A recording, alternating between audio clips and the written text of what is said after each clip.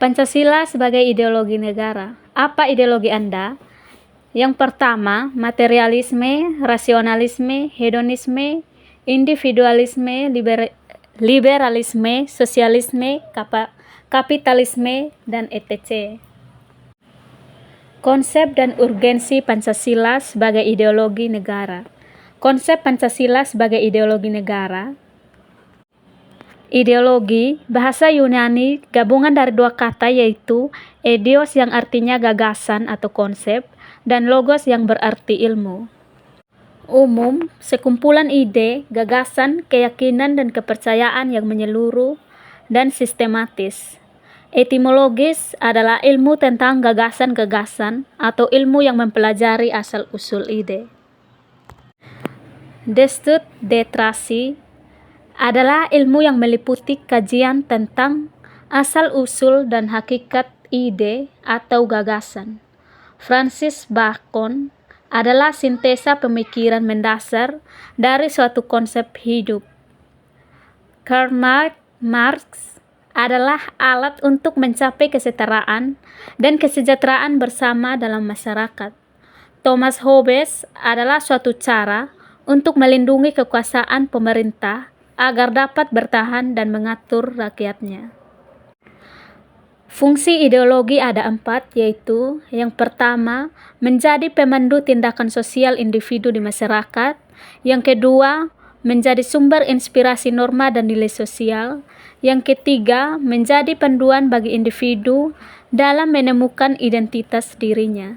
Yang keempat, memberikan motivasi bagi individu dan menggapai tujuan hidupnya. Alasan diperlukannya kajian Pancasila sebagai ideologi negara. Yang pertama, warga negara memahami dan melaksanakan Pancasila sebagai ideologi negara.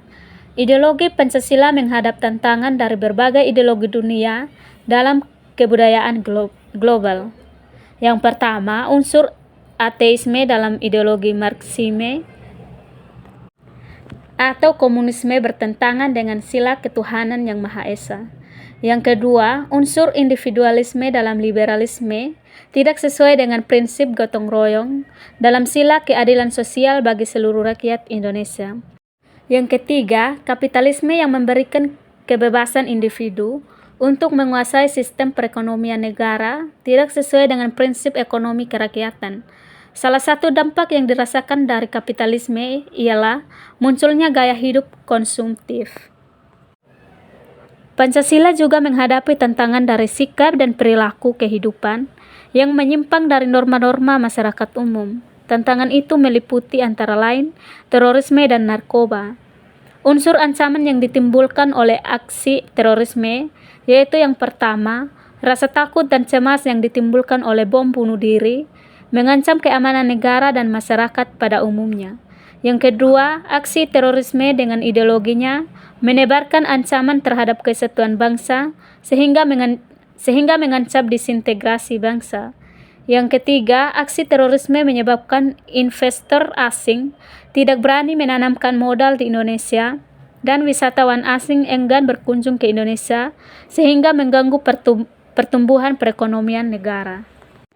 Beberapa unsur ancaman yang ditimbulkan oleh penyalahgunaan narkoba meliputi hal-hal berikut. Yang pertama, penyalahgunaan narkoba di kalangan generasi muda dapat merusak masa depan mereka sehingga berimplikasi terhadap keberlangsungan hidup bernegara di Indonesia. Yang kedua, perdagangan dan peredaran narkoba di Indonesia dapat merusak reputasi negara Indonesia sebagai negara yang berlandaskan pada nilai-nilai Pancasila. Yang ketiga, perdagangan narkoba sebagai barang terlarang merugikan sistem perekonomian negara Indonesia karena peredaran ilegal tidak sesuai dengan peraturan perundang-undangan. Penyelenggaraan negara memahami dan melaksanakan Pancasila sebagai ideologi negara. Pelaksanaan ideologi Pancasila bagi penyelenggara negara merupakan suatu orientasi kehidupan konstitusional. Unsur penting dalam kedudukan Pancasila sebagai orientasi kehidupan konstitusional. Yang pertama, saling menghargai dalam kekasan masing-masing, tidak ada diskriminasi, pluralisme sebagai nilai dasar Pancasila untuk mewujudkan Bhinneka Tunggal Ika. Hal ini berarti bahwa Pancasila terus diletakkan sebagai ideologi terbuka. Aktualisasi lima sila Pancasila artinya sila-sila dilaksanakan dalam kehidupan bernegara sebagai berikut. Yang pertama, sila ketuhanan yang Maha Esa, tidak adanya diskriminasi atau dasar agama, sehingga negara harus menjamin kebebasan beragama dan pluralisme keagamaan. Yang kedua, sila kemanusiaan yang adil dan beradab, operasional dalam jaminan pelaksanaan hak-hak asasi manusia, yang merupakan tolak ukur keberadaan serta solidaritas suatu bangsa terhadap setiap warga negara. Yang ketiga, sila persatuan Indonesia, membangun hubungan timbal balik atas dasar kesamaan kedudukan dan tekad untuk menjalin kerjasama yang menjamin kesejahteraan dan martabat bangsa Indonesia. Yang keempat, sila kerakyatan yang dipimpin oleh hikmat, kebijaksanaan dalam permusyawaratan perwakilan, komitmen terhadap demokrasi. Sila kelima, keadilan sosial bagi seluruh rakyat Indonesia, pengentasan kemiskinan dan diskriminasi terhadap minoritas dan kelompok-kelompok lemah.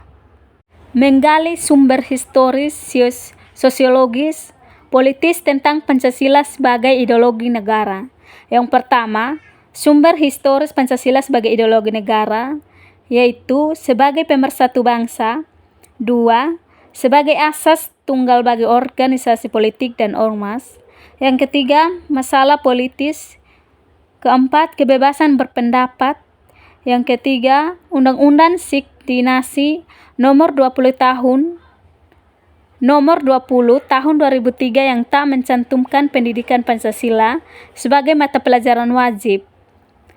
Yang kelima, Undang-Undang Republik Indonesia nomor 12 tahun 2012 tentang pendidikan tinggi yang mencantumkan mata kuliah Pancasila sebagai mata kuliah wajib pada pasal 35 ayat 3.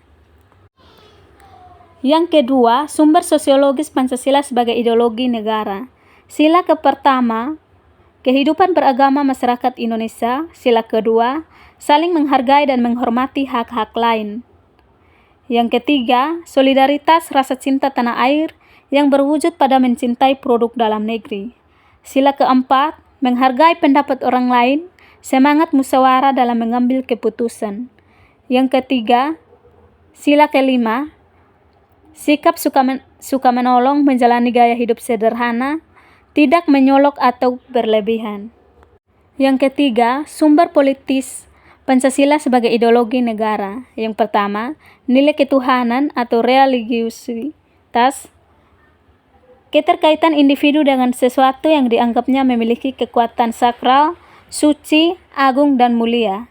Yang kedua, nilai kemanusiaan atau moralitas, pembentukan suatu kesadaran tentang keteraturan sebagai asas kehidupan. Yang ketiga, nilai persatuan atau kebangsaan Indonesia, mewujudkan kasih sayang kepada segenap suku bangsa. Yang keempat, nilai permusyawaratan perwakilan, kerakyatan yang menjadi cita-cita utama untuk membangkitkan bangsa Indonesia.